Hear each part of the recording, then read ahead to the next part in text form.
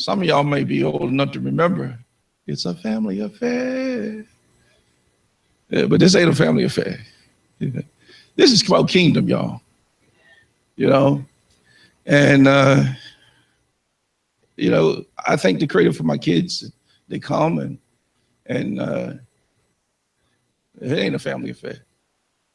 You know, you don't get ordained just because you're one of my kids. You get ordained because you qualify. You know, and there are other people come along and just go around past them. And sometimes it's a good wake-up call for them. Just to realize just being here ain't enough. You have to be productive. And so, you know, those awkward feelings start hitting folk. Yeah. So that just comes with the territory. You know? And I'll say it again, it comes with the territory. And I'll say it again, it comes with the territory. And all I do is I encourage those that are called. You know, people always feel a little awkward, but they get over it. Some may leave, but at some point they better get over it. If they don't, they go, they take their issues right there to the next place they go and create problems for themselves. And they can't figure out why stuff keep repeating, because it's you. You know, and we have to grow. Look at somebody and say, we got to grow. And see, and one of the things I tell you, and I've said this over and over and over again, and I've said this for decades, what causes a congregation to grow and be healthy is leaders. The big mistake that people think and make, they think the church grows because of a, quote, pastor. And that's not true. The church grows because of leadership, and leadership is plural. In Ephesians, the 4th chapter, it says, and he gave gifts to the church. First, apostles, secondary prophets, thirdly, evangelists, pastors, and teachers. But when we go to 1 Corinthians 12:28, it begins to say, he says, first in the church, apostles, secondary, prophets, thirdly, teachers, then after that, gifts of healings and miracles. And then it says, helps and administrations. That's the pastor. So it's telling us there is that pastoring is plural. When the usher come in, they help drive people out the church, or they help draw people in. The kitchen ministry help drive people out the church, or they help draw people in. You know, when you get into the children's church, they help drive people out, or they help draw people in. When you get to any and all, you know, the person that cleans, you know, they don't clean up, you telling people you don't like them. Do you know that's a signal that you don't like folk when you don't keep a clean bathroom?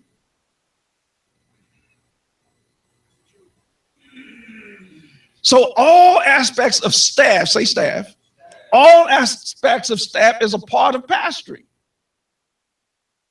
Because everything is connected to dealing with people. Because here's the real deal that most people don't know, you know, and I don't fight people and everything, because we're trained to think certain ways in America. But if you go to scripture, the church has never been pastored by a pastor. The church has always been pastored, or as we think of pastored, by an apostolic apostle. So all the people in the Bible that people call pastors, like Timothy was apostle, Titus apostle, Paul apostle, Peter apostle, James an apostle, Jude apostle, John apostle. Who else be thinking? You know, I'm trying to think of some people that people be thinking. You know, they call what they call the pastoral epistles or the apostolic epistles. And then there were head apostles, and then there were apostles underneath apostles. And Timothy and Titus were servants to the apostle Paul to carry out that leadership and dealing with the people. But the problem is that we don't know what the Bible really says. We only know what people say about the Bible. You know, just like some people don't know me, they don't know what people say about me. But you got to get to know me. And some people don't know who Yeshua is, Jesus. They only know what people say about Jesus or what people say about Yeshua the Messiah. They don't know who he is. They think they know.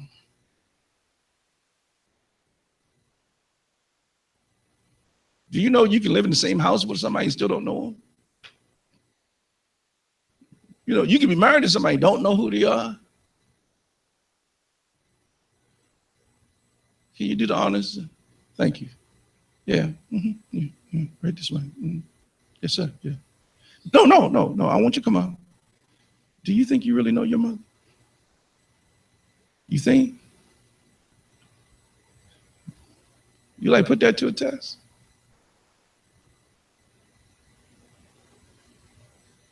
You really would? Put some money on the line?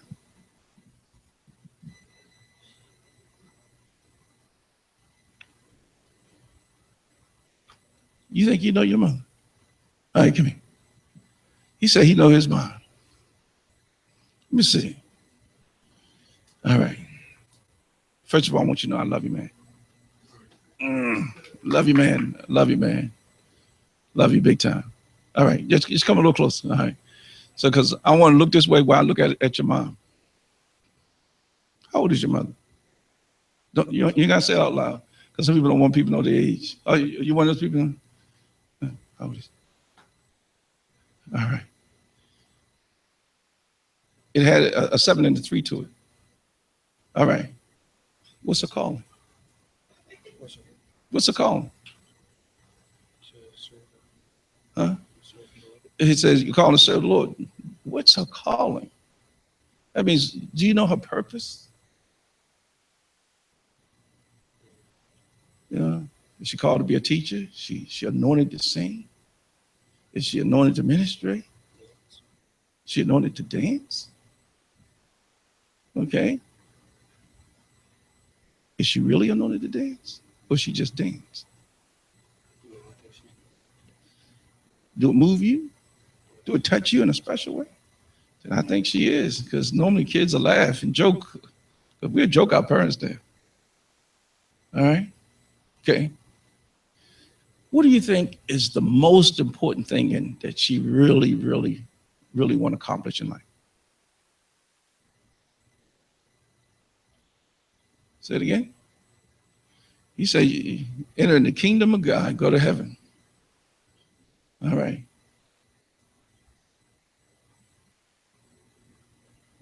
What do you think you might want to accomplish in the occupation world, in the job force? Have a good paying job with good co-workers and boss.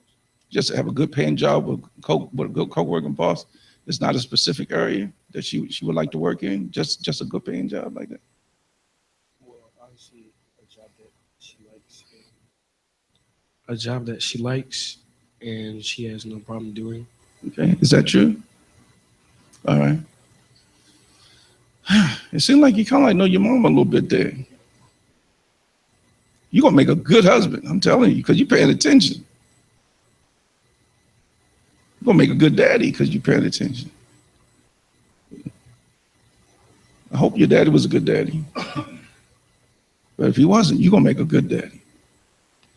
All right. What do you think that ultimate things she'd like to accomplish in the church world? Just to move people, help them get saved, come to church more.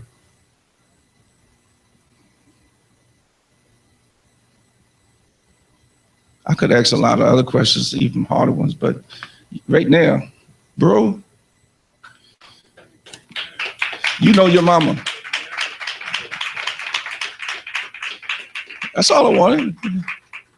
I just want to see if he paying, because most kids don't know what their parents are all about. Man, it was work getting there. He paying attention to mama. I mean, he love you. You must really love your mama. You paying that much attention. You really do.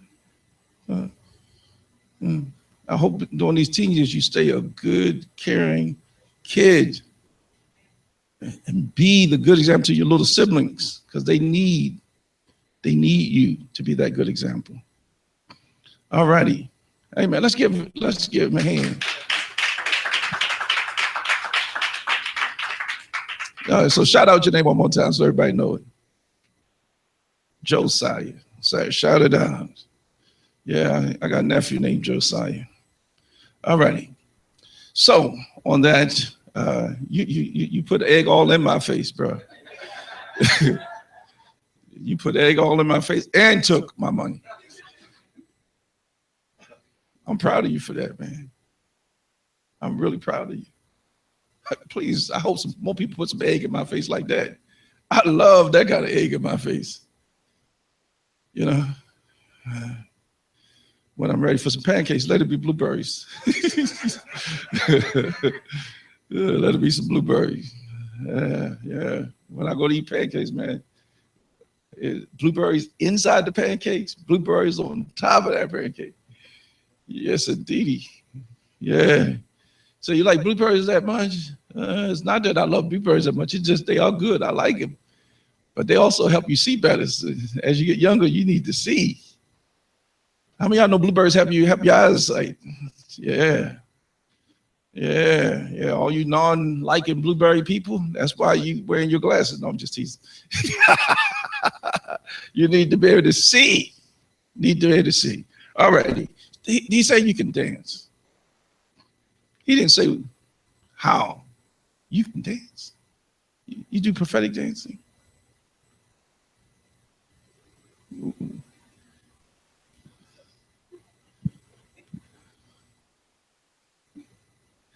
And God sent me two.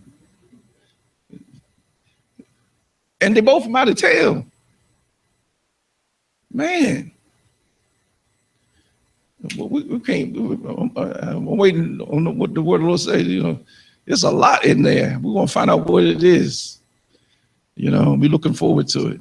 I'm thrilled about that. All right. So before I get to rolling, we're going to just being that our praise team gone all over the places. So we're going to use what we got here right now. And so I'm going to ask Sister Arissa to come and do a sing. And right behind him, ask Sister Crystal to do our honor and sing. And then we're going to get ready to get into the word of the Lord. All right.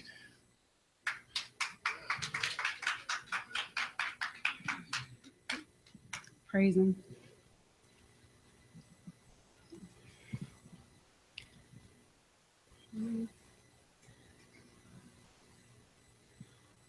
There is no way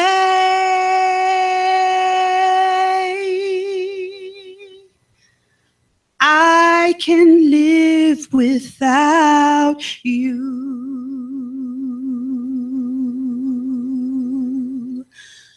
There is no way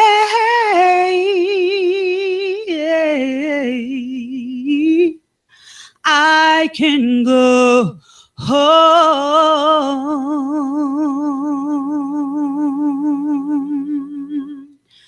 Burdens are too much for me to bear.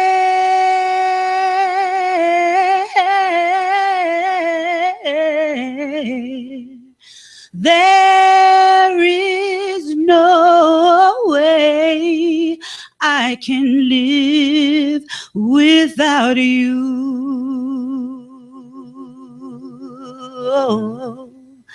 Can I say I have tried to make it on my own, on my own, oh yes, on my own. But these burdens in my life, these burdens in my life, they seem to get a little too far. Oh, but right now I can I'm so glad to say that I've learned that there is no way I can live without you. If you know the second part, you can help me and say, I have tried over and over, but there is no other way. Is no other way. Is no way. Oh, there is no way I can live without you. Oh, I have tried over and over, hey, but there is no other way. Is no other way. Is no other way. There is no way I can live without you.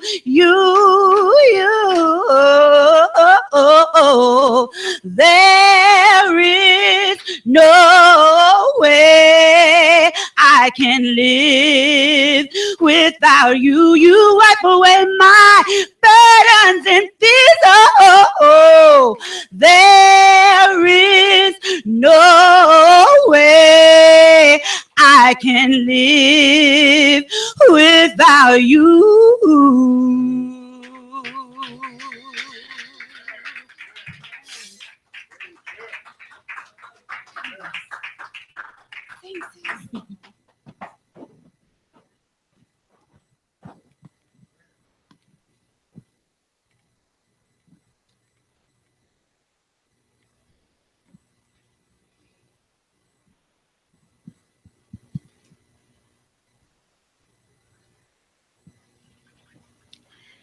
Time for me to get this straight. So tired of living life the same old way.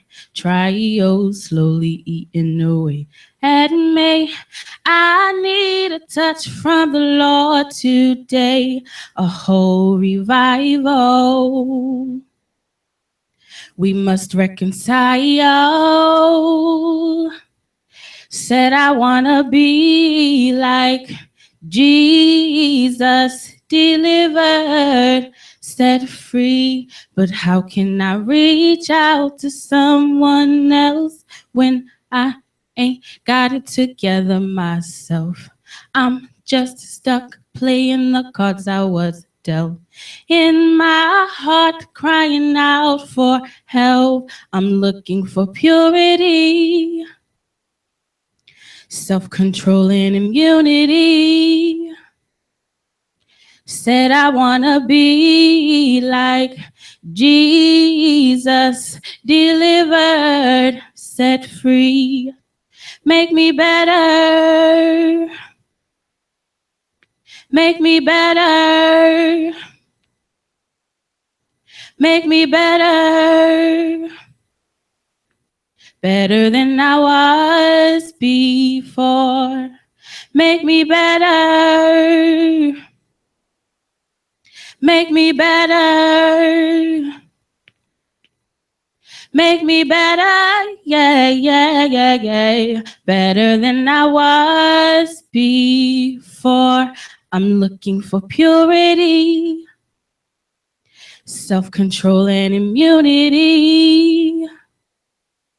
Said I wanna be like Yahweh, delivered, set free. Make me better. Make me better. Make me better, yeah, yeah, yeah, yeah. Better than I was before. Sing that. Make me better. Make me better. Make me better, yeah, yeah. Better than I was before. Make me better. Make me better. Make me better. Better than I was. Make us better. Make us better. Make us better. Make us better. Better than we were before.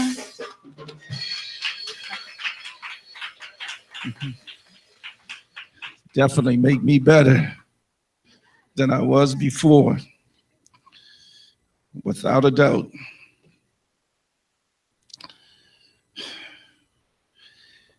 Even when the Almighty is adding, as we already stated, and adding good quality people, everybody is needed, but everybody can't lead. But the sad part is that people sometimes who can't lead feel like they are the best leaders. I remember, without a doubt, I coached and played basketball for the church. Did it for over 20 years, and in 20 years we had won 16 championships, playing in different leagues and playing against some top-notch players, former NBA players and college basketball players and semi-pro basketball players and things of that nature. And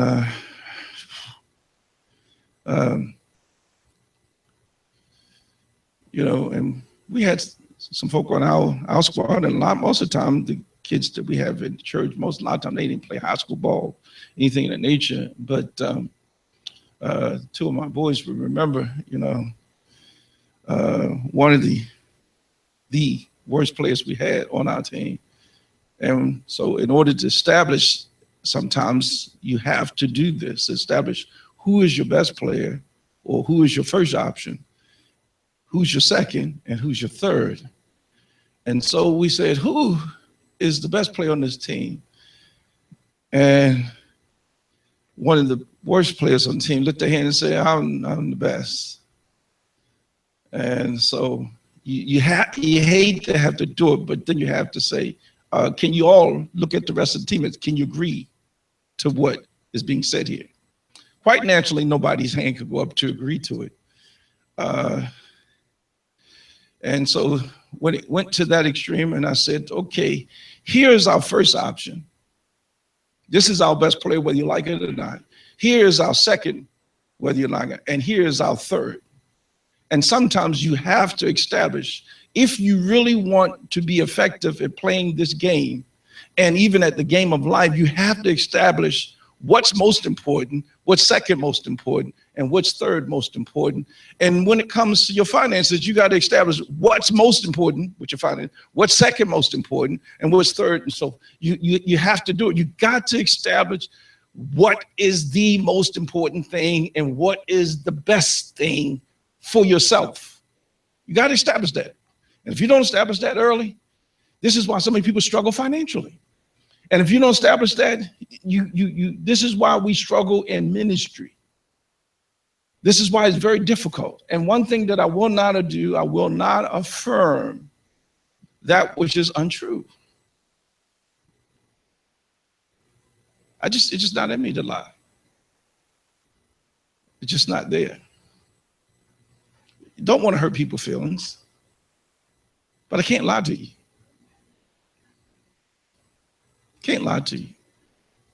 But I'm going to do everything I can not to hurt your feelings, but I can't lie to you.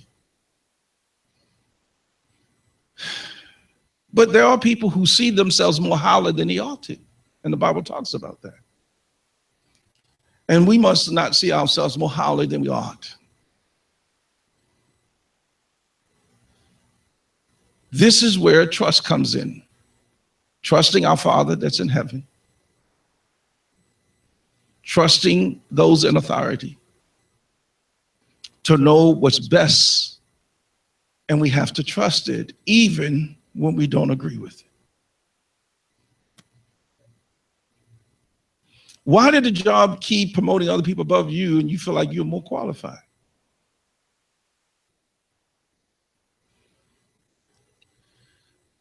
And sometimes you are more qualified. But more qualified do not make you qualified to work in that company. There's a fundamental principle that they begin to recognize that you don't have their heart, you don't have their spirit. And if you don't have the heart and the spirit of the company in which you're working for, you can't work with that company. You're working against it. Even though what you may want to do is better, but you're fighting the company.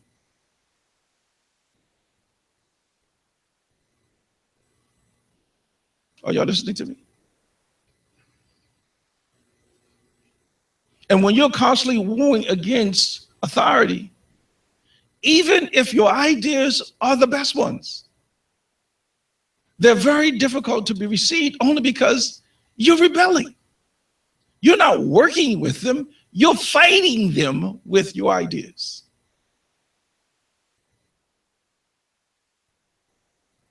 It's the same thing you in a marriage.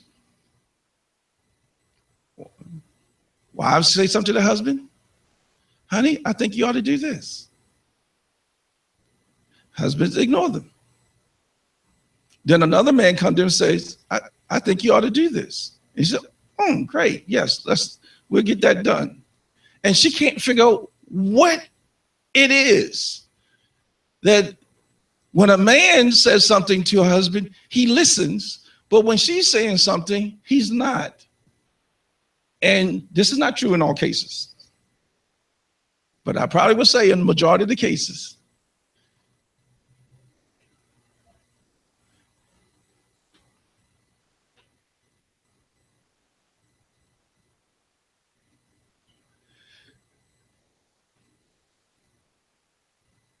until he puts up a skin and he just ignores you. Why do he end up ignoring you? Now listen to me carefully when I say this. Men, listen. Even if a wife is nagging you, if it's the truth, it's still the truth.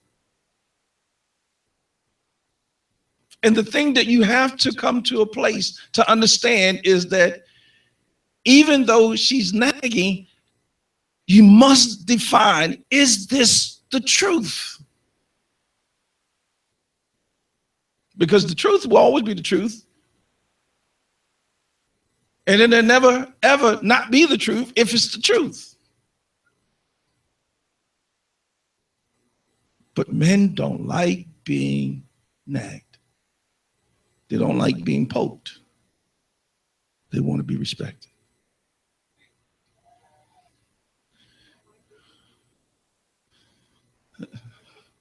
But most women nag. So if we don't like being nagged, then why we nag? I didn't say you nag. I just said most women nag.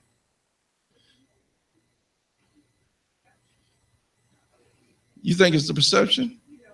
Well, if we perceive that it's nagging, it's nagging.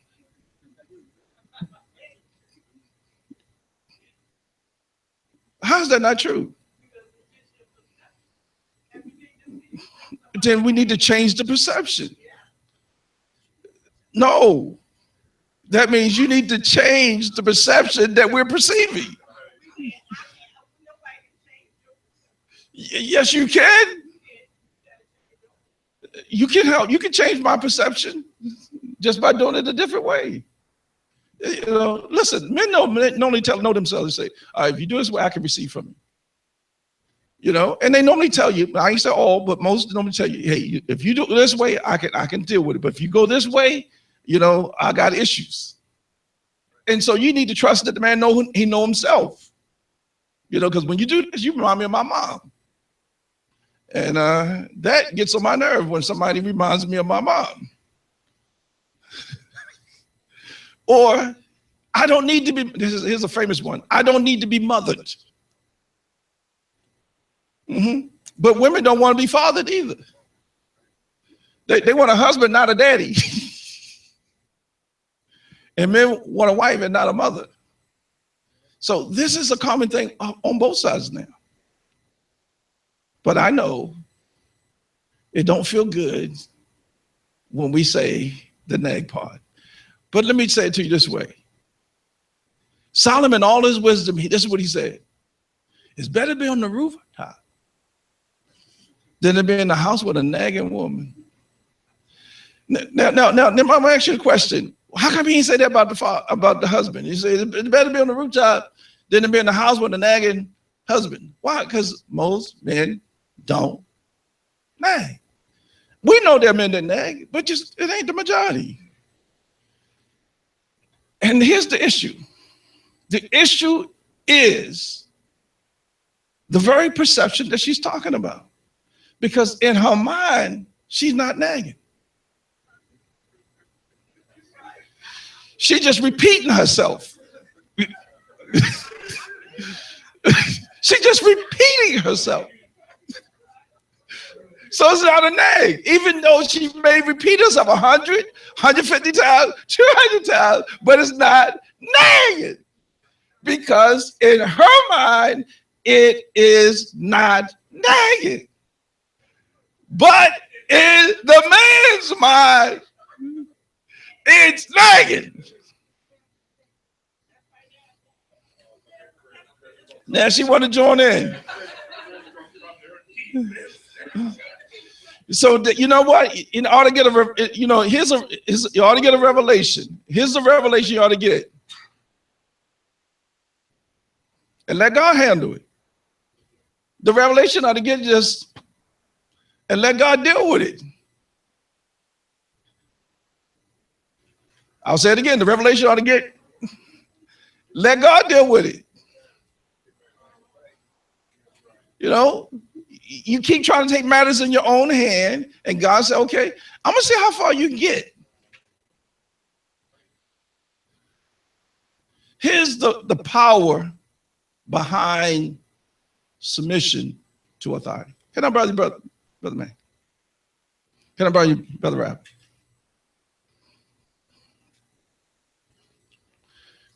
Make sure we get this down. We're doing over here. Brother Mack, since he's so sharp, he's gonna represent God. He's gonna represent God. Brother Robert, all right. You go, no, I'm gonna tease. I'm gonna say you gonna, but you're gonna represent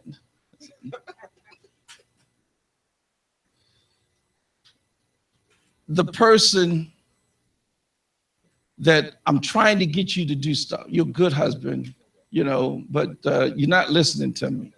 So I'm going to represent the one who's doing not the nagging, but the repeating. Because they're not nagging, they just repeat themselves. They're irritated because they got to repeat themselves too many times. So I said, now, hubby, I need you to get this done.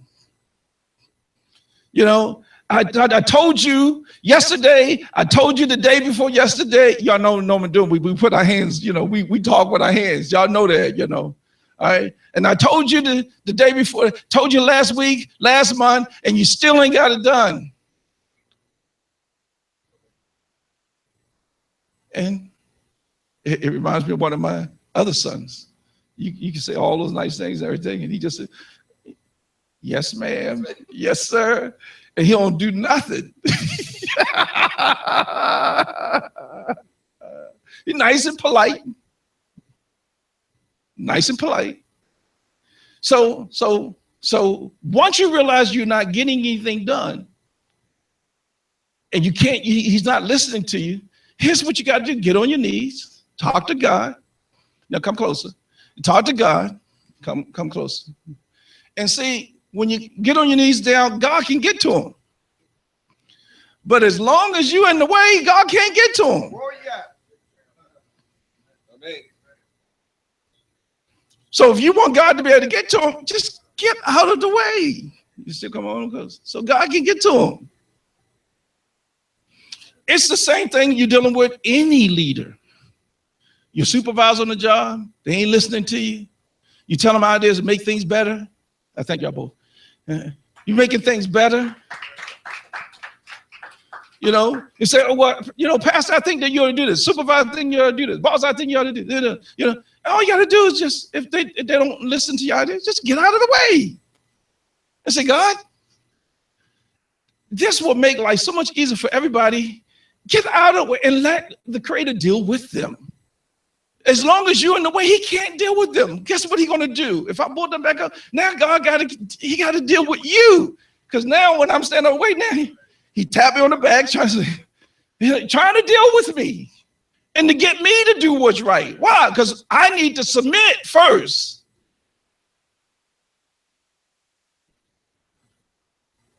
Because they don't see you trying to help. They see this. And I'm going to tell you this, listen to me. I don't care who you are.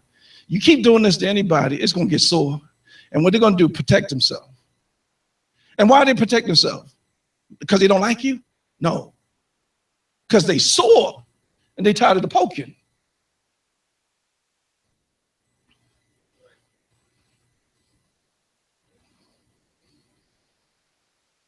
We're going to have to learn to understand something. You want something done when you're dealing with people in authority, you need to get on your face before God and let God deal with them.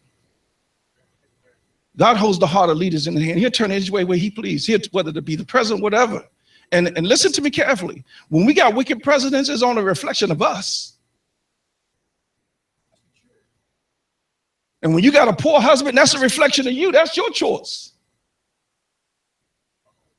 And when you're dealing with poor leadership and pastors, that's you. Because that get ready to tie right into what we're getting ready to talk about. In so many different ways and also in others. Because everything, the company you chose to work for, it's a reflection of you. You'll never be able to get in the hand and the face of God and then blame God for the poor anything. Because I tell you this, listen to me. I had the chief of my biological chief of my family. You know, my father passed away. And my dad, I love him dearly. He wasn't, a good part of my life. And part of it, I found out it was my fault. Because you have your own perception of what your father should be. Instead of accepting your father for who he is. You know, you create your own image of what a father, a mother is until you hurt your own self. Because the ideal don't exist all the time in this real world. You got to live with the ordeal of who you got. And so once I came to the place to really, truly accept the leadership of my household, my family, my father, once I came to a place to accept him for who he was, I said, man, this guy is good. He's a good guy. You know, because he could be a good guy and still be a bad husband. You know, you can be a good father and be a bad husband. You know, both of those things can be true. You know, he could be a good husband, a bad father. He could be a good co-worker and a good businessman, but a bad father. You know, everybody can love him because he's in their life and then he's not in yours. All those things can be true. And you have to live with that. I had to live with the reality. Guess who I used to be? And who I used to be and who I am today are not the same. But one thing for sure, people ain't going to forget who I used to be. As long as some folks still alive. You know, because even when they did, they done told somebody else and they still seeing me through the eyes of what been told to them.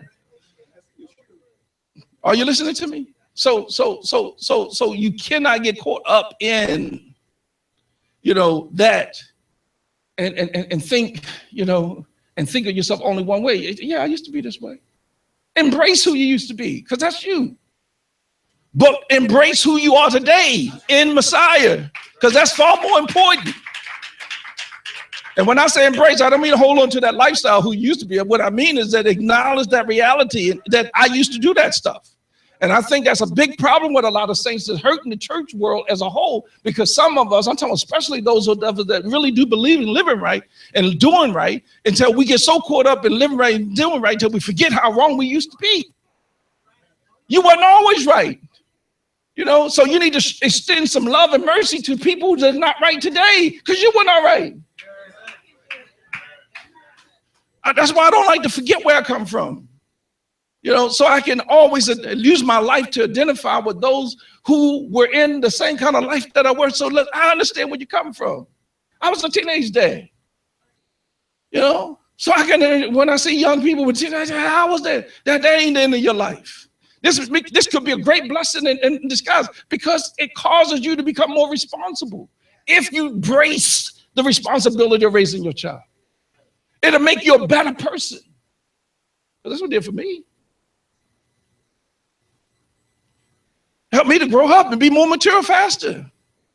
You know, I felt like I had a lot of maturities in me because my mom put it in me, my grandfather, your grandmother, all those, you know, working on the farm. Boy, I tell you, boy, you get real responsible.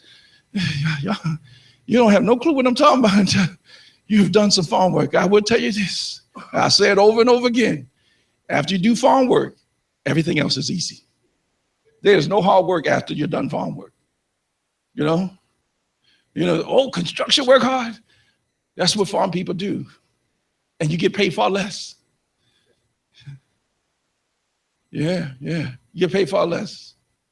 In case some of you don't know, listen to me. Watch this. You know I love you, man, right? But I just look at you because you're young. You know, because I was around your age when I started.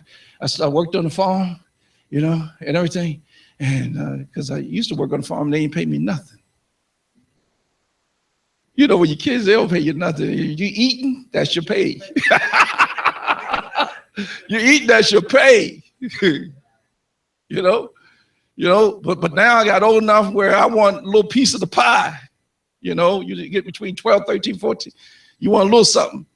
So I think I'm about 13, 14 years old. And so I was working, and I said, okay, I want a baseball glove, because I played softball. And so, I you know, make the all-star team, all that kind of stuff. So now I'm moving to a higher age group, and I want a better glove. So I said, I want a glove. So I'm down in South, you know, because I'm from North Carolina. I wasn't born there. I was born here in Baltimore City. But down there in North Carolina, working on a farm. And so, and I was raised down there from a kid before school, and then was down there every summer. And so now I'm working from, you know, picking cucumbers. You get 50 cents a bushel, you know, and that's $1 a sack. You know, sack stands about this tall. And so it took me a whole summer to buy my baseball glove. The baseball glove wasn't that expensive. It was only like $6.50.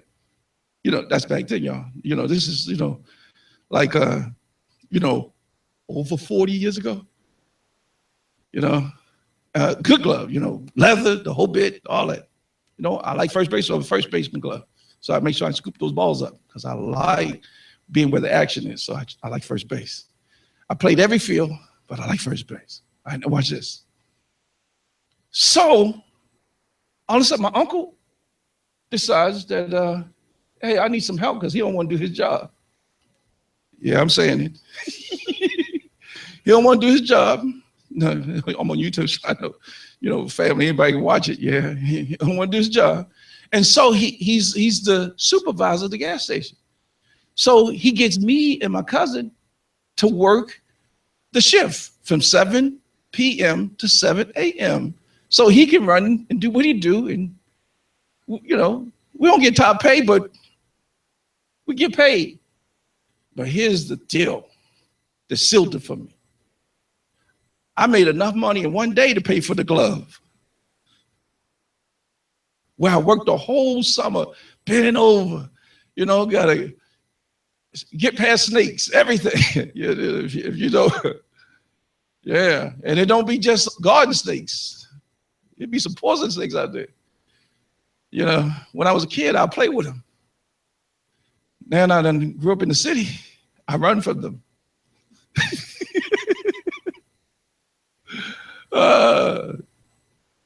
But I was able to make more money in one day than I did the whole summer.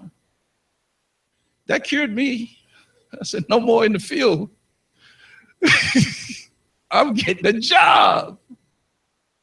And a job I got from that point on. And a loving mother of mine will make sure you get one. You know, because she helped put that work ethic in us. And I'm very grateful to my mom because she's my shero. So I'm very grateful, very grateful. All righty. All right, the law of magnetism. Say that with me. Say it again. Say it again. Who you are is who you attract. I'll say it again. Who you are is who you attract. Why do you marry the person you marry? Because of who you are. Why you pick the job that you got? Because of who you are. Why you pick the friends you got? Because of who you are. Why you keep getting hurt by people? Because of who you are.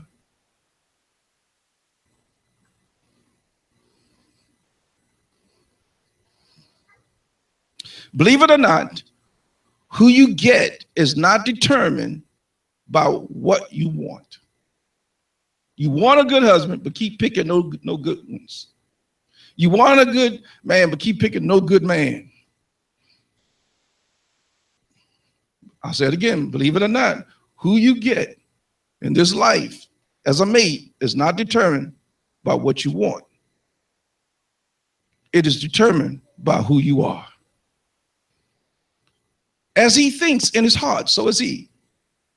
Proverbs 23:7a. Proverbs 4:23 says this, keep your heart with all diligence, for out of it, your heart springs the issues of life. Listen what it's trying to tell you. Out of your heart flows every issue of your life. You going through some financial problems right now? Guess where it's coming from? It's an inward problem. It's not an outward problem. You going through marital problems right now? Guess what? It's an inward problem. It's not an outward problem. You got friend problems? Guess what? It's an inward problem. It's not an outward problem. Any problem that comes in your life and stick, you know, like a sticky. Any problem that comes in your life and stay for any length of time, it's an inward problem. Because if it's not in you, it won't stay in your life.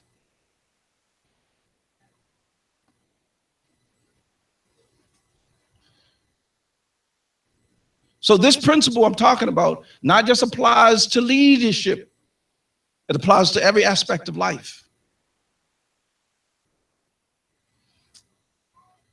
It's one of the hardest things when I counsel, because, you know, back in the day it was women, today it's men, you know, because men used to be unfaithful today. There's women being unfaithful more than men today, especially in the church world. It's really sad, but things have shifted so dramatically. But one of the hardest things is to get women to understand why in the world did your husband become unfaithful to you, is to get them to understand you played a role in it. Now, you're not the fault for what he did, but you played a role in it. You helped push him out there. Because what was in you? You know, like you don't have no sex with your husband? You pushing them out there.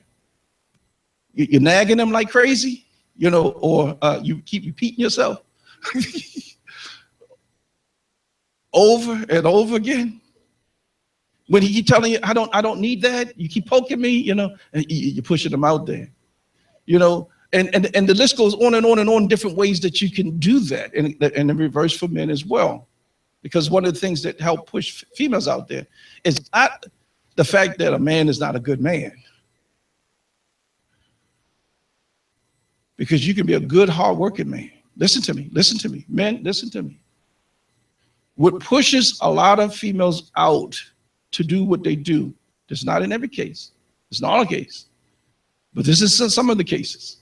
What pushes her out there is when you stop choosing her. We get so caught up in work until we stop choosing. And until, because women need to know that they're sexy. I know they say, but they need to know they're sexy. They need to know, and you need to help them always feel like they're a woman. And you need to turn on that woman. You need to romance her. You need to spend time with her. You need to touch her in sensual, sexual ways without having sex.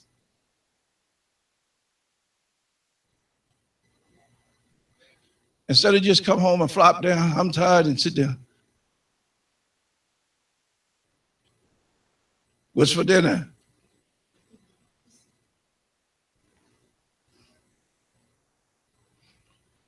You need to come home and help out with them kids.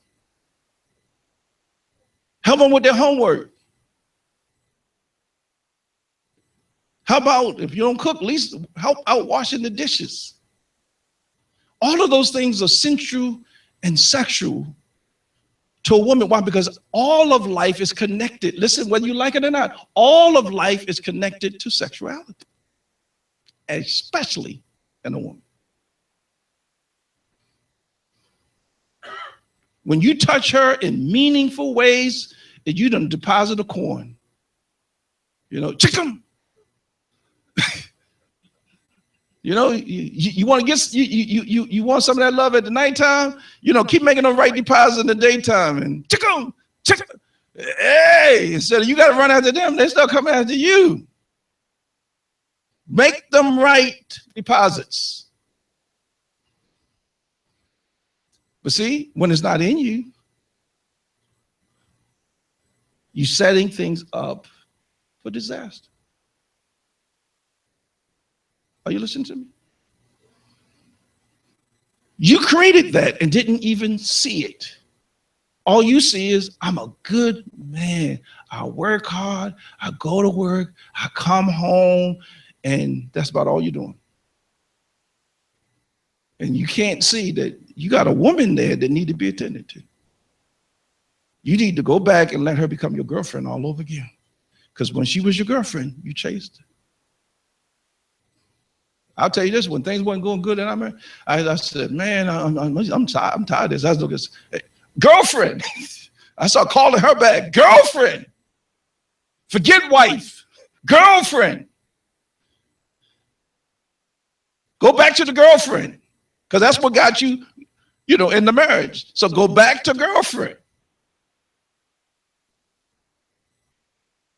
Then you just look at it and say, girlfriend, come out, please. Yeah. Just look at it and say, girlfriend, come out, please. Yeah, look at it and tell her, say, girlfriend, come out, please. Yeah. That's my dad over there. That tell her to say, girlfriend, come out, please. Because that's when they were chasing us. Yeah, they would lay it on us wonderfully. And then all of a sudden, life kicked in.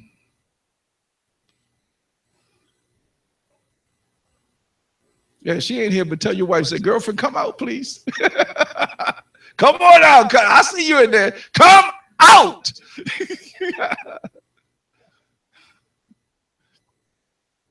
Yeah. And so you always got to remember, you got to, because y'all looking forward to in the future. You got to remember, you need to make sure that you always become girlfriend. Because I think TDJ said it very well. See, women marry men want to change them. When women marry men want to change the man. But men, when we marry you, we want you to stay the same. That person you were, just stay like that.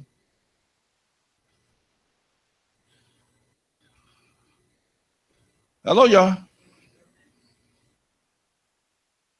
Hello, y'all. I said, y'all smiling. But I know you're smiling because of that over there. And I want to make sure you're paying attention to me over here.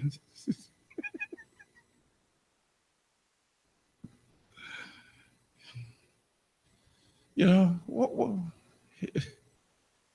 look, if that young man ain't who you want him to be, don't marry him. Because most likely he ain't going to change to become what you want.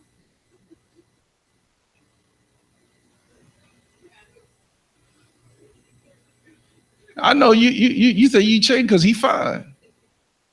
He good looking. He just like you like him. Yeah, he just like you like him. But inside, he may not be like what you like.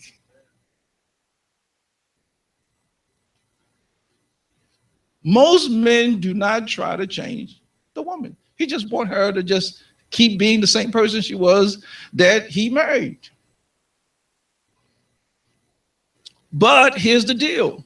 And I can tell you from my own personal experience, here's the deal. All the stuff that I am seeing and experiencing in our marriage, dealing with the issues dealing with my wife, guess what? When I met her, when she was my girlfriend, I was messed up. I was messed up, and I knew I was messed up. I told her I was messed up, and I kept telling her how messed up I were. But the problem was, I was telling her how messed up I were, but she wasn't telling me how messed up she were.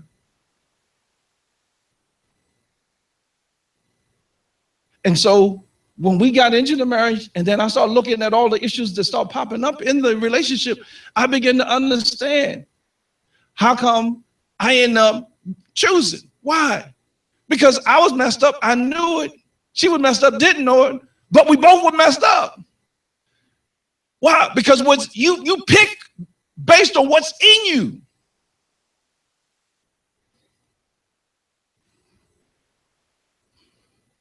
You don't believe me? Why do you think we can say this? I can know you by the friends you keep. I know who you are. You may hide who you are to me, but let me know who your friends are, and I'll know who you are.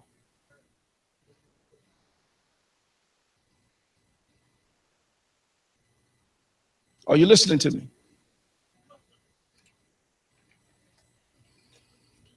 You say, well, I don't have none.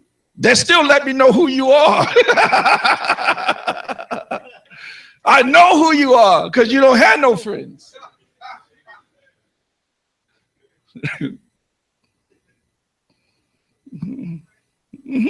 I know who you are now. You say, I don't have no friends. I know who you are now.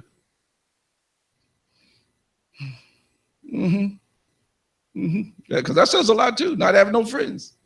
Out of all the billions of people in the world, and you ain't got no friends, that tells me a lot about who you are. Yeah, look at somebody and say, that tells me a lot about who you are. So listen what Proverbs 4:23 says. Keep your heart with all diligence, for out of it springs the issues of life. Out of your heart, every issue of life. There's not an issue that ever comes in your life and sticks. There's not an issue in your life that ever comes and stays. There's not an issue that's in your life that stick or stay that's not a part of who you are. Whether you like it or not, whether you understand it or not, whether you want to believe it or not, it's the truth. Listen what the Living Bible says. Guard your affections or your emotions. They influence everything else in life. So guard your affections. What it's trying to tell you? It's trying to tell you every issue in your life is coming from within. Now it's trying to tell you that your emotions are the thing that's driving it. I'll say it again. It's your emotions that's driving you to the issues of life. You're empty inside, and so now you eat until you eat till you overeat. What got you there? It was the emptiness of the heart triggered into the feelings and emotions that start causing you to act. You're insecure inside, and you don't trust nobody. And so now when God sends a good, trustworthy person in your life, you drive them out of your life. Why? Because of your feelings, your emotions. You start an argument. You create problems that don't exist in order to drive them out of your life because of your issues. God sent you some of the greatest people in your life. I mean, some of the greatest females in your life, some of the greatest men in your life that will make a great, wonderful, perfect mate. Because you're praying, you're asking God to give you the right kind of husband, right kind of, and because they don't look the way you want them to look, you drive them right on out of your life. How? Through your feelings. Why? Because you see, here's what you said. I want a godly wife and a woman that loves me, that loves you and will do the right thing and will just love me. That may not be Barbie doll.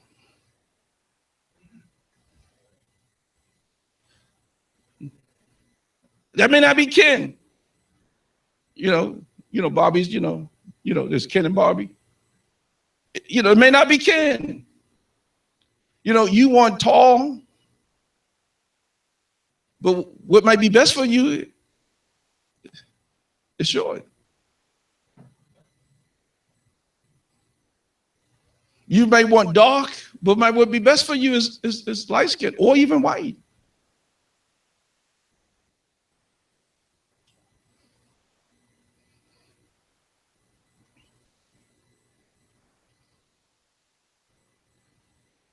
But I will tell you this. When you fall and you finally see what God gave you through them, you will be attracted to them. And they will be a sexual turn on to you. The problem is your sexual turn on is in the wrong place. Because it's only in exterior. Because I'm going to tell you something. Listen to me. When you get to know the character of an individual, that's a serious turn on. The only thing about this is when you got that kind of character, you better maintain it. Because if you don't maintain it, it's a turn off.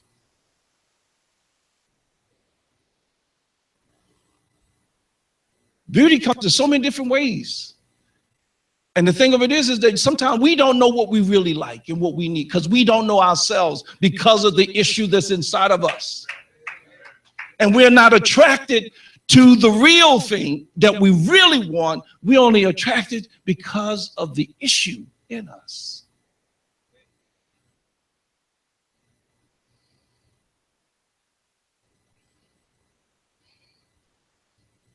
I was always, I like exterior. I like beauty. You see what I married. I like looks. I do.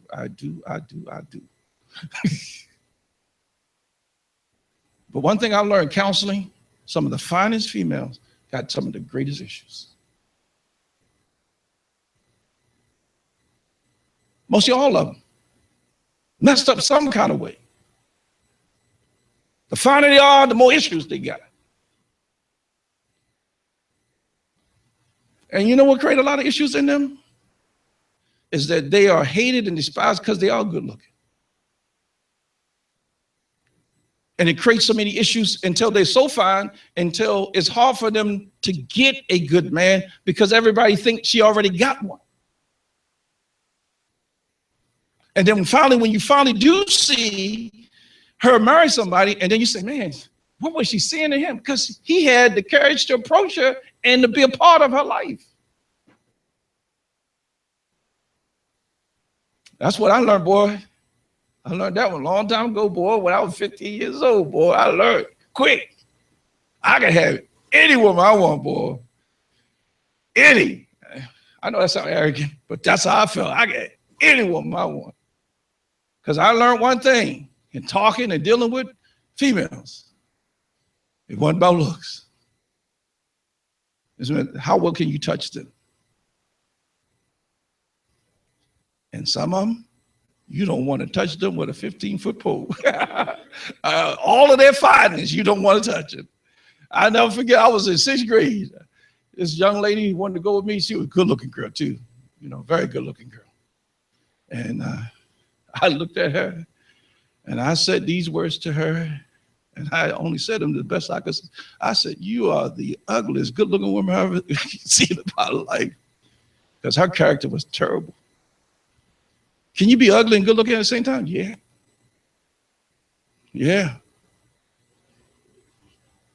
Can you be ugly and good looking at the same time? I mean, just fine as you can be on the outside, but boy, when you got to see what's inside that brain, you say, God help.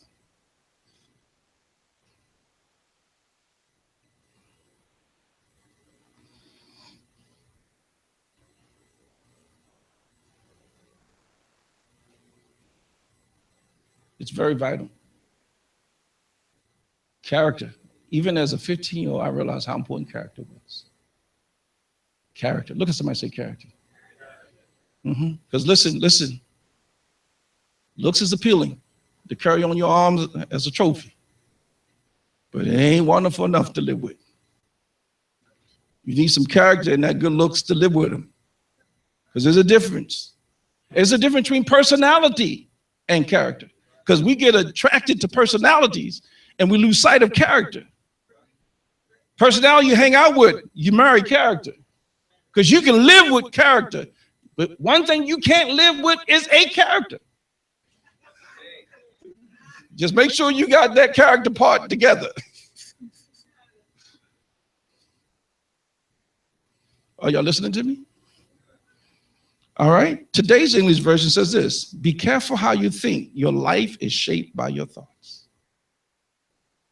Be careful how you think. Your life is shaped by the way you think. Your life is shaped by your thoughts. That's why the Bible says, as you think in your heart, that's who you really are. And half the time, we don't know what's in our hearts. We don't know what's in our thoughts.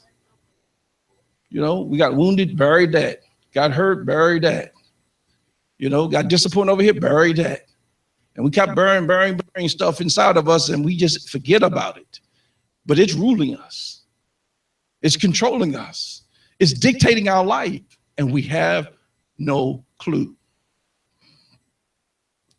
These verses are teaching us that every issue that stays or sticks to us is coming from within us, our heart, connected to and driven in and through our emotions, rooted in our thoughts, not without.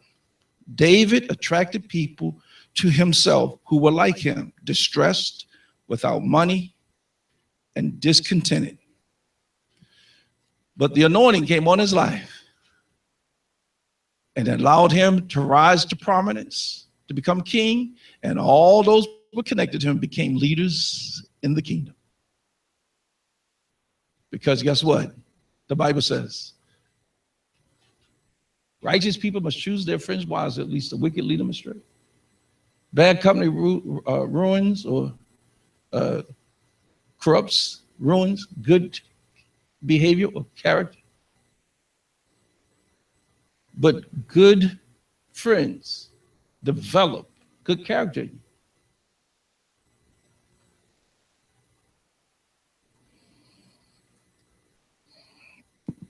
Of course, it is possible for a leader to go out and recruit, hire people unlike himself. It's possible to go ahead and buy a date and get what you want. It's possible. It's possible that I could build this ministry quicker by just buying leaders and not wait to help develop leaders. And you can move along faster because you can do that. But generally, if you buy them, you don't get to keep them. Because as soon as the next bid come higher to yours, they're gone.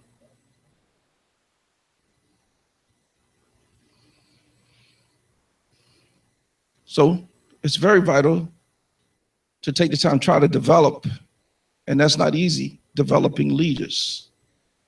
Because some people who even gifted don't want to develop. And others are gifted, don't want to develop, but already think they're dead. You know, you get saved, 1 year later, they feel like they called the pastor. 2 years later, they feel like they called the pastor.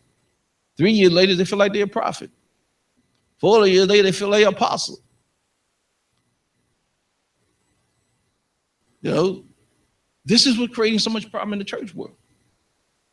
People aren't allowing themselves to go through the process to develop and become what the Creator wants. Now think about this for a moment. In biblical culture, including Yahshua the Messiah, who was highly mature and developed at an early age. He could not enter public ministry until he was 30. Just imagine if we were following that principle today, that you could not enter the public ministry until you were 30 years old. How much more maturity we will have in our pulpits and our congregation, how much better we will function and operate because of we having established more maturity. You can't be president of this country until you at least minimum 35. You can't be 34 and become president of the country. But today, you're 50 and still be immature. It's just back then, maturity was very common, but it's not as common today. All we got to do is look around us and look right there in Washington, D.C. and see all the immaturities going on.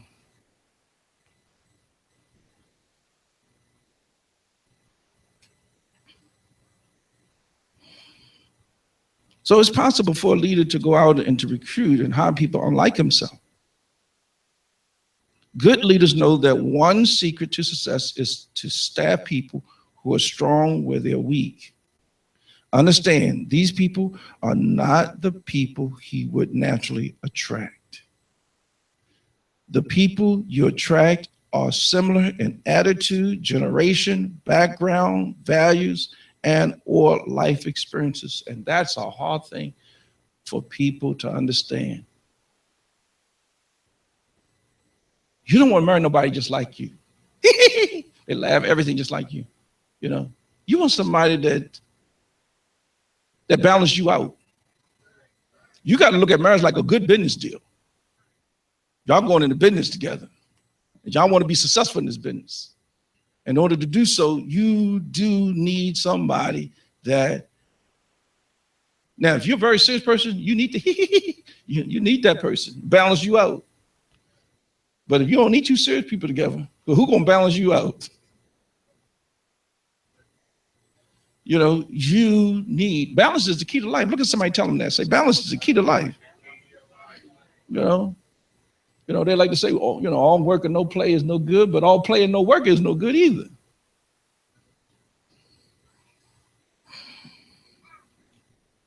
The better the leader you are, the better leaders you will attract. If you think the people you attract could be better, then it's time for you to improve yourself. Sometimes it is your inner circle. Your wife, your friends, staff, everyone is coming in your life or the congregation like them. And the new people, members, are like them too.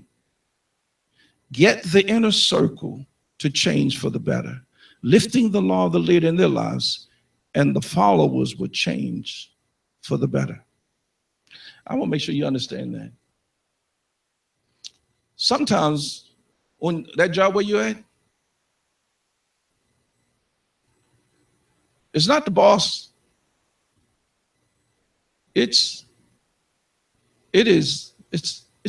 those employees that's hurting the company. And the law of attraction is that how many of you know that most of the people that get hired, you know, people, once you know somebody hired, people on and employees also know people being hired when they make it known. And you tell your friends, right? And so they tell their friends and you end up hiring more people just like them. Not like the leader. Because you're a boss, you know what I'm talking about. You know, so you cannot always blame it on lead. Because remember, leadership is a team. It's not an individual, it's a team. You know, think about this for a moment. People migrate to the weakest in the midst of you, not the strongest. You got a husband and wife. So who do kids always want to imitate? Who do you emulate? They're going to always emulate the weak one that you're trying. If you're trying to say, you know, get the kids, you know, make up the beds, everything, and mommy is not the one to clean the bed or daddy not one, they're going to migrate to the weak one. They're not going to migrate to the one who neatly makes the bed up and make everything nice and wonderful and sharp. They're going to migrate to the one that ain't doing what they're supposed to do. Right? Whether you like it or not, it's true. When it's time to wash the dishes, they're going to migrate to the, mommy don't ever wash dishes. Daddy don't ever wash dishes. They're going to migrate to the weakest. It's no different in the church. People migrate to weaknesses. It's no different on the job. People migrate to weaknesses. That's why it's important that you be a strong leader as the oldest, because when you're setting the standard for the rest of them. When you be the best big brother you can, it's going to force them, because I thank God for my brothers. None of my brothers, they drank, they didn't smoke, into that. Yeah, I mean, I'm not saying they never did take a sip or anything, because they just didn't do it around me. But they would never get drunk. And so that put me, the fourth son, it made me have to hold up to my three big brothers standing and say, look, they ain't getting drunk and act stupid. I can't do that. Because I ain't seeing it in my brothers. Now, I saw it in my cousins. I saw it in my uncles. I saw it, I saw stupidity everywhere. I saw stupid. I just didn't see it in my brothers. And they set a good standard for me. And I thank the Creator for my brothers. And the one that was next to me was more like my father. It impacted my life just like he was my father. That's how much he impacted my life. They set the standard. I wish I could have, developed his, demeanor, because he don't raise his voice. I see my brother, he'd be rapping on the phone. I'd be sitting right next to him, can't hear a word he's saying. Look, I'll be over here on the phone and you can hear me over there. You sitting right there. I'm sitting right next to him, can't even understand that daggone thing your man said. But you can sure hear me when I'm talking. Because you can hear my mama when she talking. You hear my other siblings when they talking. But him, that one brother, you couldn't hear him when he talking. Yes. So I didn't grab that one. And my daddy was like that. He could talk soft, but but he heard he can roll too. So I know where I got that from too. Can knock you out. Papa gonna knock you out. So watch your inner circle, because in your company, I guarantee why the company couldn't move further and become greater. Look at that inner circle. When you start looking at the employees underneath of you, why the company couldn't move forward, look at what was underneath of you. Sometimes it's not you, it's the people underneath of you.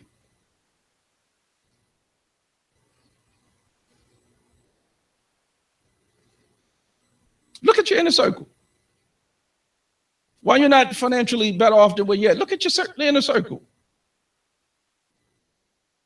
Because when you hang with millionaires are going to help put ideas in you to become wealthy just like them.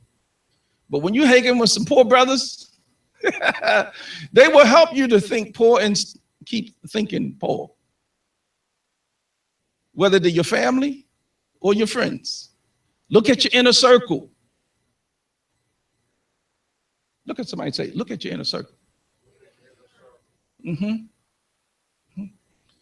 I watched that up here amongst us. I watched how folk look more. See, people look up and they respect leaders, but they emulate each other.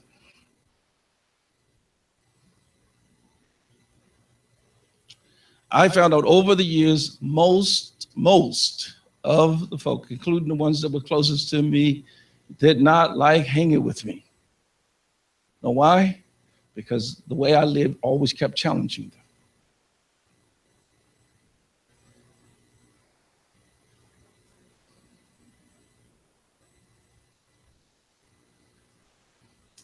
Including a lot of family.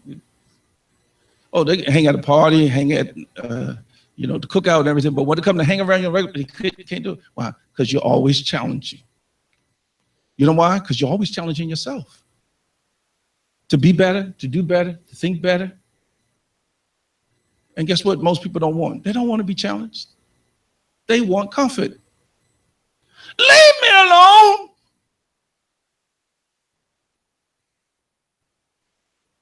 I know I was born broke. I know I'm broke. Just let me die broke. But they still keep talking about how much they want to prosper.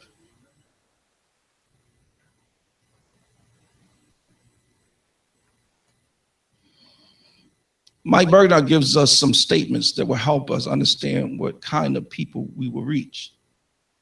The problem that infuriates you the most is the problem that Elohim, God, has assigned you to solve. I've seen this over and over in the country. You know, people say, yeah, you know, they see a problem. Here's the thing. I'm going to tell you something. Listen to me carefully. Listen to me carefully. Do you know a lot of problems, a lot of people don't even notice, but you noticing them? And the fact that you're noticing because God put something in you so you can help fix it, but you want somebody else to fix it. You know, well, but this needs to be done. Then how come you won't do it? Just do it. Oh no, I want somebody else to do it. No, if it's such a problem to you, you do something about it. It's not a problem to other people. It's a problem to you. I know other people claim, you know, they're complain with you. But just because people complain with you don't mean it's a problem to them. Because some people just like to complain. And you just gave them something to complain about. Oh yeah, I understand what you're talking about. Don't even know what you're talking about.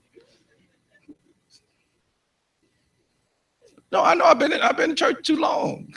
They don't even know what you're talking about. You know? Oh yeah. Yeah. We had somebody in our family like that, you know. I don't care what you're talking about. I know. Y'all remember? I know. I know. yeah, you that right, girl. Yeah, I know. You know, until you challenge and say, you know what?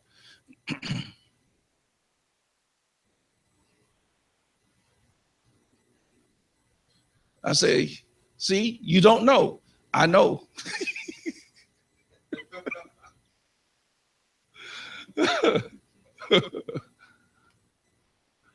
I'm not making that up, y'all.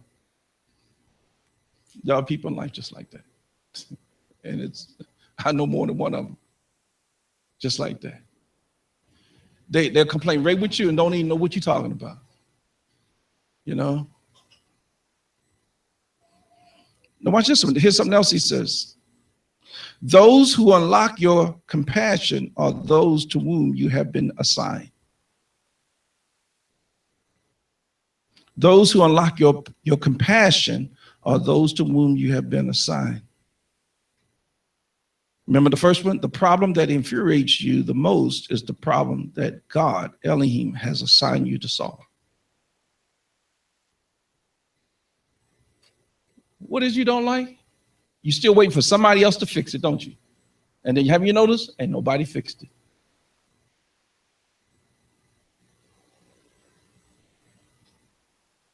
And you still got a problem with that. And the problem is you. Because when God puts something inside of you and he allows you to see something, it's for you to deal with it.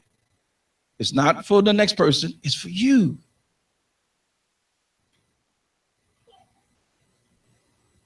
But who you keep blaming?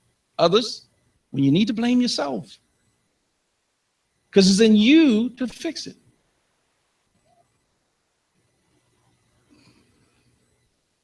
You will only be pursued for the problems you solve. Your rewards in life are determined by the problems you solve for others. Again, that's Mike Murdoch. What do we get paid for in life? It's for the things that we do. And the things that we do are things that we're solving. What allows you to get paid real good is able to fix things nobody else can fix. To bring answers to the table that nobody else can figure out. That allows you to get paid very well. And the more problems you're able to solve, the more keep pushing you up the ladder to lead, as with Joseph.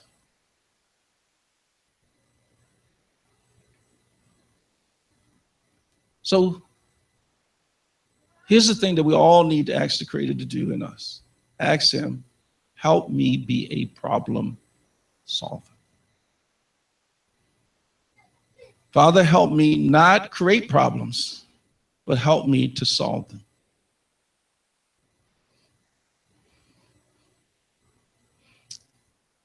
Do you know a person that's great in counseling? Do you know how much money they can make today? You know, if you're a great counselor, do you know how much money you can make? Because there's a lot of folk with issues inside of them that need to be solved, and they don't know how to solve them themselves. And even going to many of these professional counselors, they're still not getting solved because they need a biblical solution, not a natural one. Because you're not just natural, you are natural, you're emotional, and you're spiritual. And that spiritual component of you got to be dealt with. And if you don't deal with that spiritual component, it will still keep ruling and creating issues in your life until you solve that issue. The Bible makes it clear, man has a spirit, he is a soul, and he lives in a physical body. All three has to be dealt with. The spiritual part of you, it has to deal with the thoughts, has to deal with your subconscious experiences. The soul part of you has to deal with your mind, your will, your emotions, and your thinking ability. Your body has to deal with the five senses, the things you see, you hear, you smell, you taste, you touch, because all of that impacts your thoughts. And your thoughts is impacting it.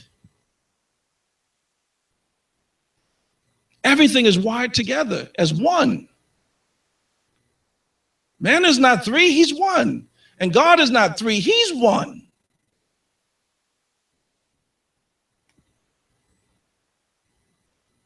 Are you listening? You got to deal with the whole you. There are many dimensions to who you are. And you got to deal with every last one of them. And there are things about you that, listen to me carefully, there are many dimensions to the makeup of man, but there are many dimensions to you just as a person. Pick him out. I got my oldest son over here. You know, he's a father, he's a son. You know, his desire is to be a husband. He's not there yet. But he's a businessman. He's a friend. He's a member of local assembly. I might be missing something, but you got to deal with all of that. Because all of that is you. Your mama, your worker, you know, whatever kind of work you do, you know, then your friend and your daughter, you know, and all of that. You got to deal with all of that. It can be very complex, but you got to deal with it. Because all of that is you. And you got to deal with and accept every aspect of who you are. And the saddest part is that so many people don't want to do that. Because so many people are mothers who don't want to accept the fact they're a mother, and they still want to try to be a mama and still want to go out and hit the streets like they still, like they some yo girl. Yo girl. Yo. Well, he's still trying to be a yo man, yo boy, yo dad, yo. But you got to accept every aspect of who you are. And you got to understand that every part of you is not going away. Certain parts of you will never disappear.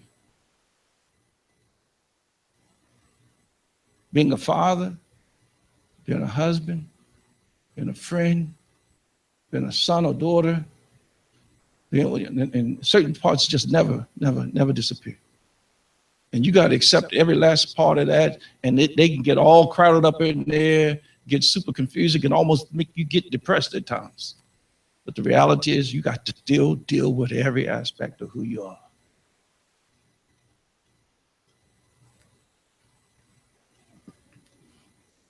Because once you can accept that, then you're on your way to victory. You're on your way to victory. Did we learn anything today?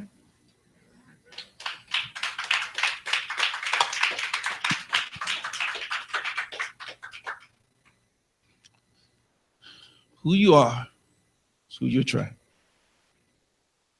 Who you are. So if you don't like what you're attracting, you got to change who you are. Then that you can do. I can't do it for you. You got to do it. You don't like the marital problems that you got? You got to remember, you only got marital problems because of who you are. If you change, the problems in your marriage will change. If you change, it'll start changing how you deal with your children, and your kids will change. When you change, it'll start changing the course of the history of your family lineage.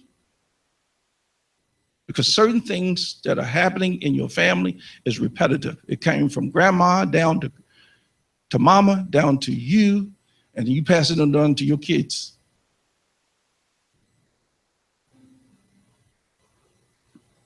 So sometimes to understand who you are, you gotta know that family line. Change. Hello, y'all. So how can you change you? Sometimes we need divine help. We just celebrated Pentecost, and Pentecost dealt with when God sent he sent two things. He sent the first Pentecost, he sent the Torah, the commands that help us develop character. And then the second special Pentecost in Acts 2, he sent the Holy Spirit. And that Holy Spirit came in a form called being baptized with the Holy Spirit, with the evidence of speaking another language.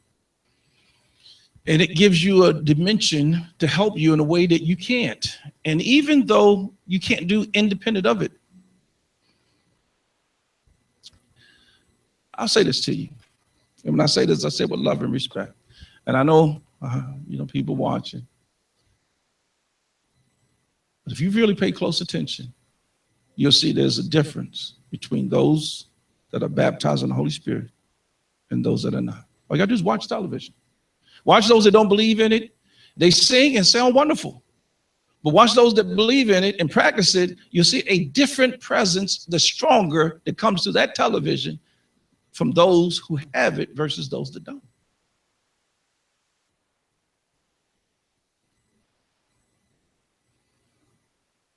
And if you have received this thing called the baptism of the Holy Spirit with the evidence to speak another language, and you're not practicing in your life, it's just like you're not having it. It has to become a daily part of your life. The Bible says, he who speaks an unknown language, he speaks not unto men, but he speaks unto God. However, in the Spirit, he speaks mysteries. It says, build up your most holy faith, praying in the Holy Spirit. You know, it charges you. It says it charges you up in the Greek. It charges you up just like you charge up a battery that went dead. He that prays in an unknown language, he charges himself up like you charge a battery up. It recharges you on a daily basis. That's why the old folks say you get filled and you need a refilling. Why? Because you can let it leak out. Just like you burn gas and you need to put some more gas in the car, you need to be refilled. You see in Acts 2, they became filled with the Holy Spirit, but then you see later on again in Acts, and it says, and being filled with the Spirit, they begin. Because you need to constantly be refilled. And the Bible tells us ways how we can do it. Sing psalms, hymns, and spiritual songs. Singing and making melody in our hearts. That's part of the way we do it. You know, keeping a good, strong prayer life. And while you're in that prayer life, praying in English as well as praying in this new language. But there are other ways that we can build. But the Almighty will help you to understand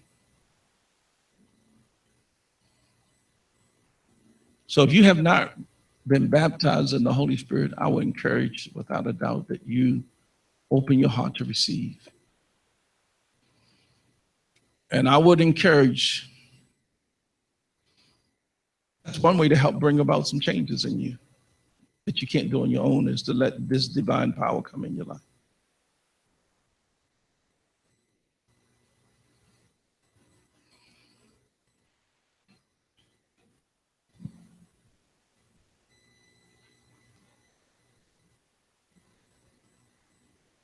So I pray, open our hearts for change, because you're going to keep getting what you get until you change those certain aspects of who you are so you can receive what you really want. So if you're here and you have not received the baptism of the Holy Spirit, but the evidence speaking another language, and you would like to, nobody's going to put pressure on you or anything, but you just like to, I just like you to lift your hands right where you are.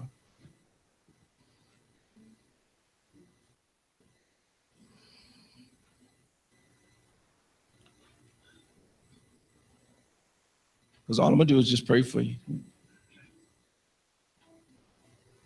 Just like in Acts 8, all they did, just pray so people can receive.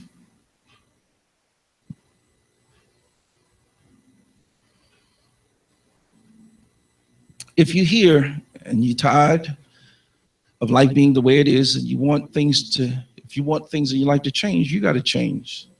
But you don't know all the things necessary to do to bring changes so things can change in your life, and you want that help, then I want to pray for you too. So I just want you to just lift your hands where you are. You just want change and you want prayer right where you are. So I'm not asking you to come. You just stand up right where you are, and I just want to pray for you. And pray for divine intervention to intervene into your life. That God will open your eyes so you can see the things finally in your life, what you need to do to change. Because keep doing the same thing and expecting different results. Y'all already know, you heard it too many times from too many people. It's insanity. And you can live your whole life and never alter and change, and keep living with issues your whole life without changing. But it's nothing wonderful. I mean, the greatest thing happened is, I don't care what age you are, man, just for change to happen.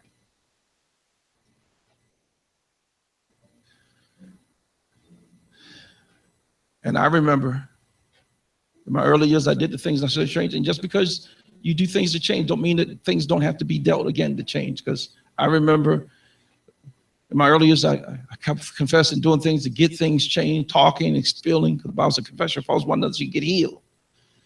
And so I would get healthy and get healed. And then all of a sudden, then you start getting involved with ministry. And then all of a sudden, you know, people you help the most are the first ones to leave you. And the list goes on and on and on. And all of a sudden, you know, as a human, after a while, some of this stuff just starts sticking and it starts hurting.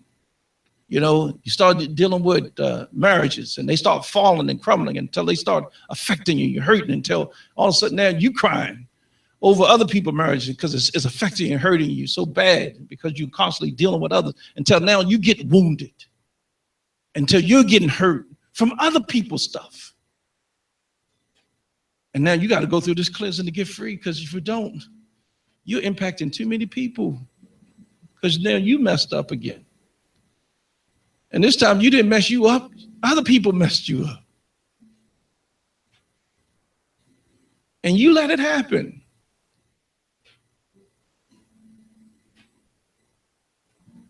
So listen to me.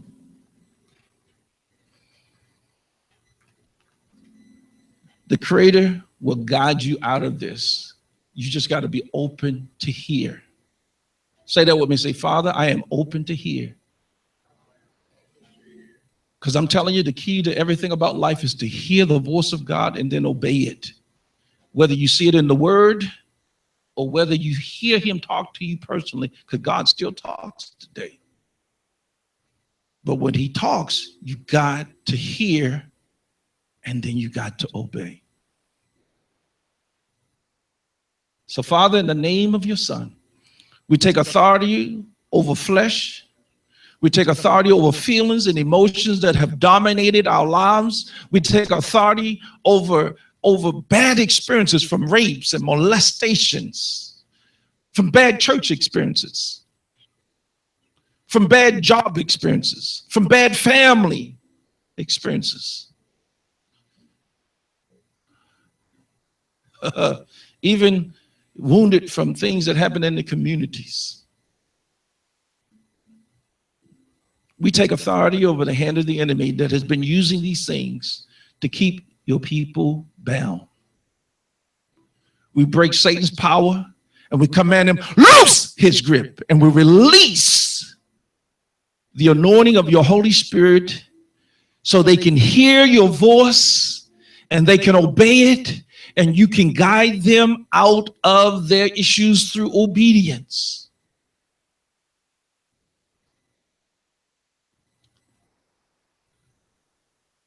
They hear and obey. Say, I hear and obey.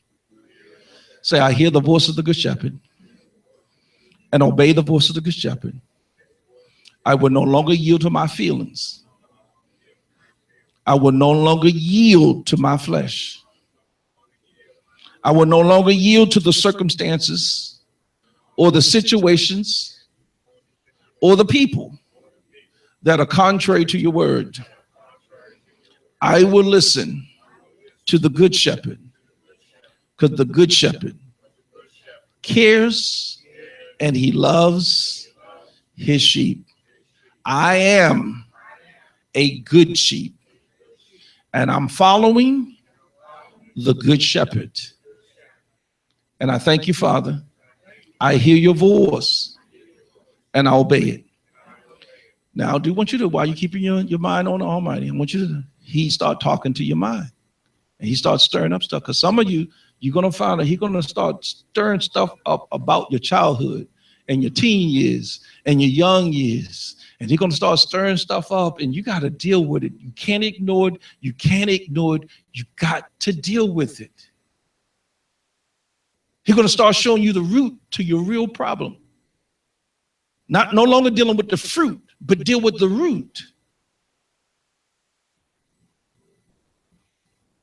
That has been creating all the insecurities and all the issues and all the marital problems and all of the financial problems and all of the other things that have been going on in your life. He's going to expose it for you to finally see what it is.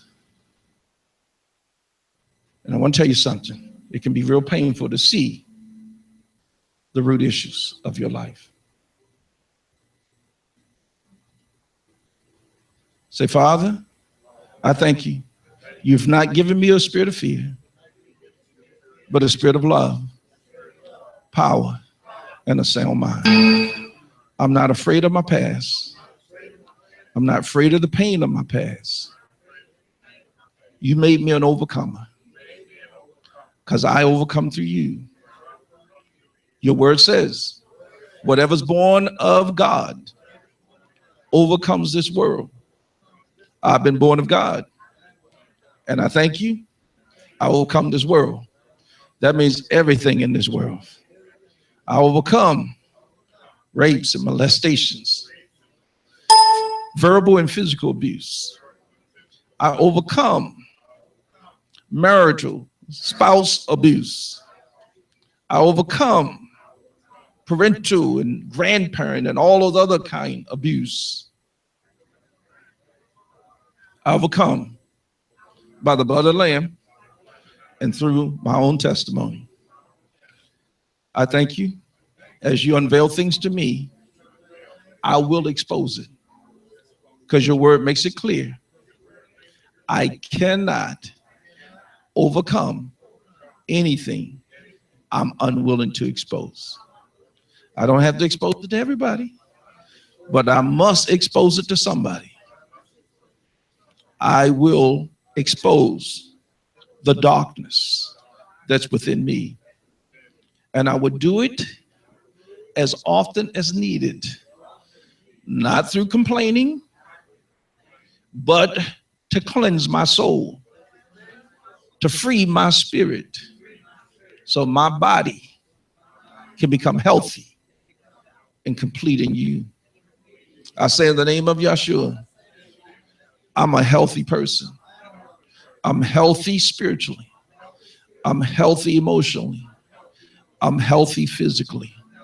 I'm healthy socially. I'm healthy maritally.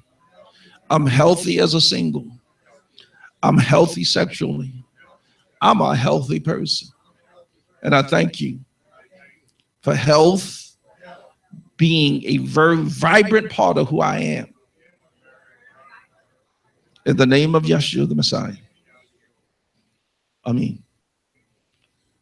You can be seated in the presence of the Almighty and let him speak to you, because he's going to deal with you. He's going to deal with you because he wants to liberate you. He wants to get rid of that deep, deep, deep stuff inside. Because some of you, I can see in the spirit realm, I can already see things that from your past that has been blocking and hindering and affecting you for a long, long, long time. And he wants that thing rid of. I can see it just as sure as I see with my natural eyes. I can see the issues in your life. He wants to free it. He wants you to be free. Yes, he wants you to be free so you can have a healthy life. I pray that for family members, some way up in age. I just let them die healthy. Just let them die healthy. Sometimes you don't get to live out the health, but at least die healthy. Because you can at least die with peace. Not die bitter, not die with fear and afraid and all these insecurities. Because when you die healthy, you no longer become afraid of death. Because Messiah paid the price to free us from the fear of death. Again, I thank you all for your time. At this time, let us be sensitive to hear the voice of the Good Shepherd, obey the voice of the Good Shepherd, and what he would have us to give. At this time, we're receiving our tithes, our offerings. Those that are still have committed to pledges. Each year, we ask members to take a step of faith and take pledges above the regular tithes and offering. That's what helps. One thing the Spirit of the Lord shared with is that once we go up in our giving, and whenever you go down, to more percentage, the blessings start going down. So once you start going up and you're living a wonderful, blessed life, to back off is to cause the blessings of God to back off, because that's just how the principle works.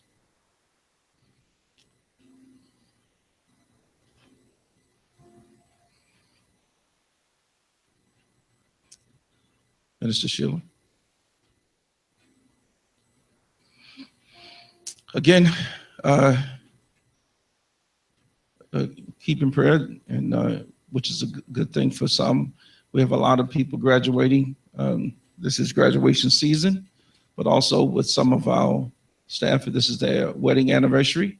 They're doing that little honeymoon thing.